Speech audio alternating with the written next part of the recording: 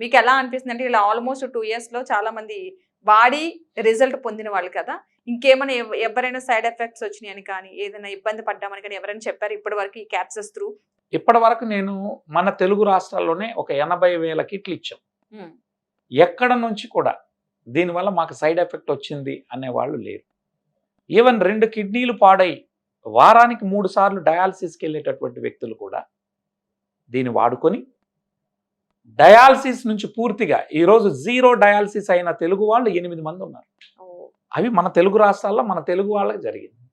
మిగిలిన వాళ్ళు కొన్ని వందల మందికి సెరం క్రియాటినిన్ 7 ఉండి 8 ఉండి అటువంటి వాళ్ళని తగ్గించడం, 5 ఉన్న వాళ్ళని 4, 3 తగ్గించి ఈరోజు డయాలసిస్ పోకుండా కాపాడగలిగాం.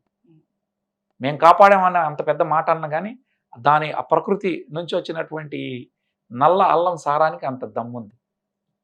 అదే కాదు, ఇవాళ షుగర్ మీద, బీపీ మీద టాబ్లెట్లు లేకుండా చేసిన వాళ్ళు ఒక్కొక్కళ్ళు బోల్డ్ మంది మన తెలుగు వాళ్ళు ఉన్నారు.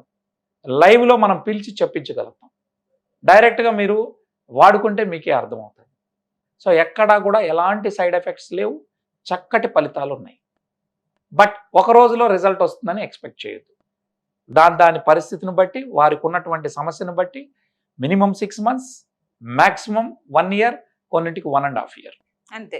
కిడ్నీ సమస్యలు కానీ CKD అంటారు, క్రానిక్ కిడ్నీ డిసీజెస్ కానీ టీబీ లాంటి సమస్యలకి 1.5 year వాడాలి. సోరియాసిస్, ఎగ్జిమా ఇట్లాంటివంతా 6 monthsలో, మైగ్రేన్ లాంటివి.